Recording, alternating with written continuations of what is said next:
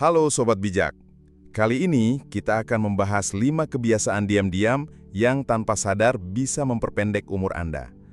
Banyak orang tak menyadari bahwa pilihan kecil sehari-hari yang terlihat sepele sebenarnya bisa merampas vitalitas dan mempercepat penuaan. Tidak ada tanda bahaya atau rasa sakit, tapi dampaknya mengendap dan sulit dibalik jika dibiarkan. Video ini bukan untuk menakut-nakuti, tapi membuka mata Anda agar bisa hidup lebih sehat, lebih panjang, dan lebih bahagia. Mari kita mulai. 1. Kurang tidur. Banyak orang merasa bangga bisa tetap sibuk dan produktif meskipun kurang tidur. Seolah-olah melewati hari dengan kelelahan adalah tanda kekuatan. Tapi faktanya, kebiasaan mengorbankan waktu tidur sama saja dengan memaksa tubuh bekerja dengan utang yang terus menumpuk, dan bunganya sangat besar. Tidur bukan sekedar waktu istirahat. Ini adalah waktu bagi tubuh untuk memperbaiki diri. Otak membersihkan racun, jantung bekerja lebih lambat agar bisa pulih, dan sel-sel melakukan perbaikan penting. Kalau Anda rutin tidur kurang dari yang dibutuhkan, meski hanya 1 atau 2 jam, dampaknya perlahan mulai terasa. Kabut pikiran, mudah marah, dan daya tahan tubuh melemah. Tapi karena gejalanya datang pelan-pelan, banyak orang tidak menyadari bahwa tubuh mereka sedang perlahan-lahan rusak dari dalam. Tanpa tidur yang cukup, otak kesulitan menyimpan ingatan, suasana hati jadi tidak stabil, dan keputusan yang Anda ambil pun bisa jadi ceroboh. Mungkin Anda jadi sering lupa, gampang tersinggung, atau merasa hari-hari seperti lewat begitu saja tanpa arah yang jelas. Yang sering terlupakan, tidur bukan kemewahan, ini kebutuhan. Istirahat yang cukup bukan berarti Anda malas. Justru, tidur cukup adalah cara Anda menjaga kejernihan pikiran, kesehatan tubuh, dan hubungan yang lebih baik dengan orang di sekitar. Jadi kalau selama ini Anda merasa tidur bisa ditunda, saatnya mengubah pola pikir itu. Tidur bukan membuang waktu. Tidur adalah cara Anda memperpanjang dan memperbaiki kualitas hidup Anda. 2. Stres ringan yang diam-diam merusak. Banyak orang berpikir selama mereka tidak menangis atau panik, berarti mereka baik-baik saja. Tapi kenyataannya, stres yang paling berbahaya justru sering yang paling diam, yang tidak terlihat, tidak meledak, tapi terus menggerogoti perlahan setiap hari. Stres ini muncul dari hal-hal kecil, memikirkan tagihan, merasa tidak dihargai, menahan emosi, atau pura-pura kuat padahal lelah. Meskipun terlihat sepele, ketegangan ini terus membanjiri tubuh dengan hormon stres seperti kortisol. Hasilnya, tekanan darah naik, daya tahan tubuh melemah, dan resiko penyakit serius seperti jantung atau autoimun ikut meningkat. Tubuh Anda sebenarnya tahu, bahu Anda tegang terus, napas terasa dangkal, perut sering tidak enak. Itu tanda bahwa tubuh Anda tidak pernah benar-benar tenang. Lambat laun, tidur terganggu, pencernaan tidak lancar, dan pikiran sulit fokus. Anda jadi mudah marah, lupa hal-hal kecil, lelah sepanjang hari, tapi susah tidur di malam hari. Rasanya seperti hidup sambil membawa beban berat yang tak kelihatan, dan liburan akhir pekan saja tidak cukup untuk mengangkatnya. Yang perlu diingat, mengelola stres bukan soal menghindari emosi, tapi memberi diri ruang untuk merasa, bernapas, dan istirahat. Kadang, artinya belajar berkata tidak, memberi maaf meski tanpa permintaan maaf, atau sekedar duduk diam dan menarik napas panjang. Langkah kecil ini bisa membuat perbedaan besar. Bukan hanya untuk membuat Anda merasa lebih baik, tapi juga untuk menjaga Anda tetap hidup dan sehat lebih lama. 3. Sering makan makanan ultra proses. Makanan memang bahan bakar, tapi tidak semua bahan bakar cocok untuk mesin yang halus seperti tubuh manusia. Saat yang Anda konsumsi sehari-hari didominasi oleh makanan ultra proses, seperti camilan kemasan, mie instan, sereal manis, minuman bersoda, dan makanan cepat saji, yang Anda beri ke tubuh bukan nutrisi, tapi bahan kimia, gula berlebih, pengawet, dan kalori kosong. Masalahnya, makanan-makanan ini dirancang agar terasa enak dan bikin ketagihan. Tapi di balik rasa gurih dan manisnya, ada dampak yang tak terlihat langsung. Peradangan dalam tubuh meningkat, kadar gula darah naik turun tak stabil, sistem pencernaan melemah, dan tubuh perlahan kehilangan kemampuan untuk menyembuhkan diri sendiri. Akibatnya, energi mudah turun, kulit kusam, pikiran terasa berat, sendi nyeri, dan suasana hati gampang berubah.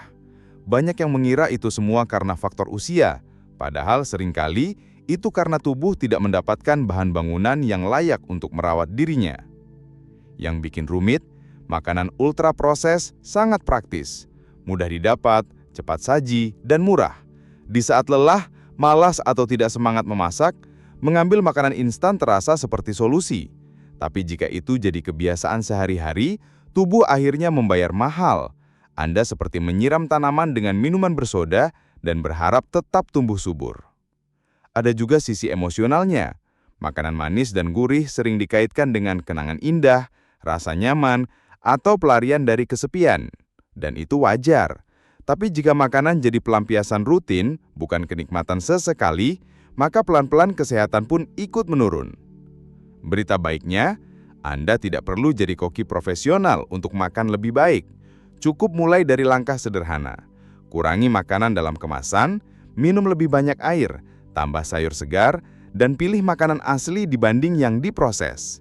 Bahkan 1 kali makan sehat sehari bisa memberi dampak besar. Tubuh Anda akan merespons, energi kembali naik, pikiran lebih jernih, suasana hati lebih stabil. Hidup terasa lebih ringan bukan karena berat badan turun, tapi karena Anda tidak lagi membawa beban tersembunyi dari apa yang Anda makan. Ingat, makanan bukan hanya soal kenyang, tapi soal kualitas hidup, dan tidak pernah ada kata terlambat untuk memilih yang lebih baik. 4. Isolasi sosial. Ada keheningan yang terasa lebih bising daripada suara. Jenis yang menyelimuti rumah saat ada satupun telepon masuk selama berhari-hari, saat makan malam selalu dimakan sendirian, dan saat tawa hanya tinggal kenangan.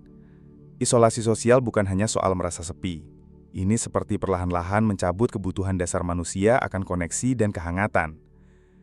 Yang mengejutkan, para ahli menyebut bahwa kesepian bisa berbahaya kebiasaan merokok atau obesitas. Kesepian meningkatkan risiko penyakit jantung, membuat daya pikir menurun, bahkan mempercepat kematian. Tapi yang membuatnya sulit dikenali, kesepian seringkali menyamar. Kadang terlihat seperti kemandirian, kadang terlihat seperti pilihan untuk menyendiri agar tidak menyusahkan orang lain. Padahal, ada perbedaan besar antara kesendirian dan isolasi. Kesendirian bisa menenangkan dan menyehatkan jika kita memang menginginkannya.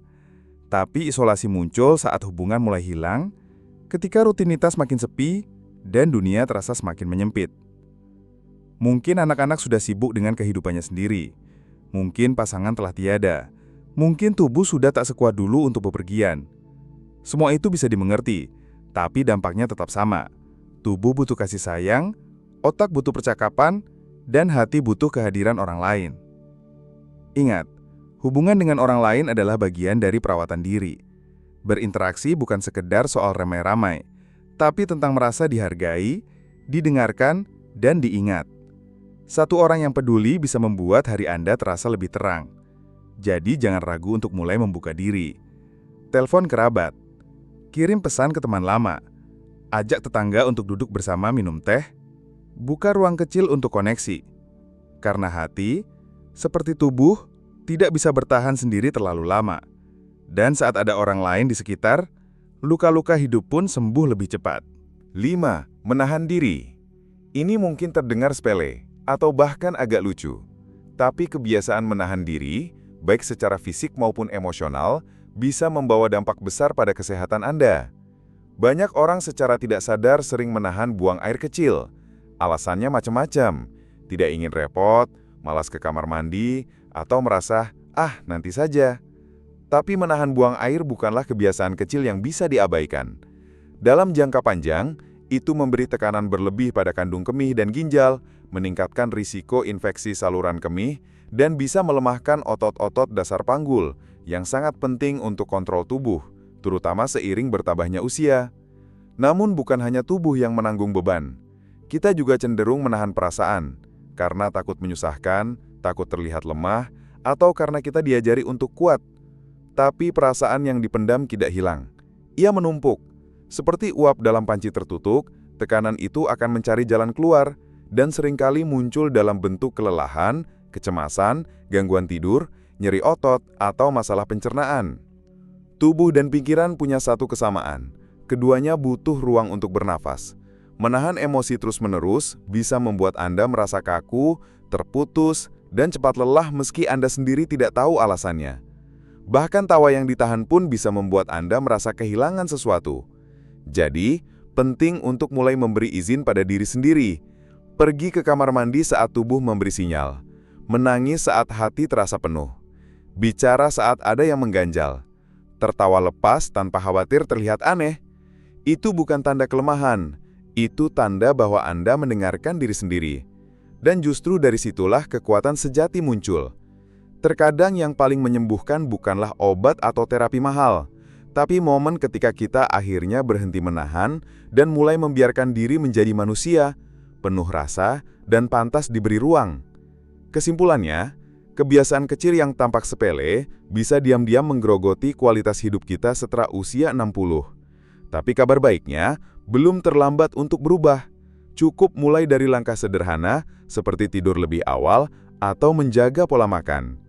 Ingat, merawat tubuh dan pikiran setiap hari jauh lebih berarti daripada perubahan besar sesekali. Terima kasih telah menonton. Jika video ini bermanfaat, jangan lupa like, komentar, dan subscribe untuk terus mendapatkan inspirasi hidup sehat.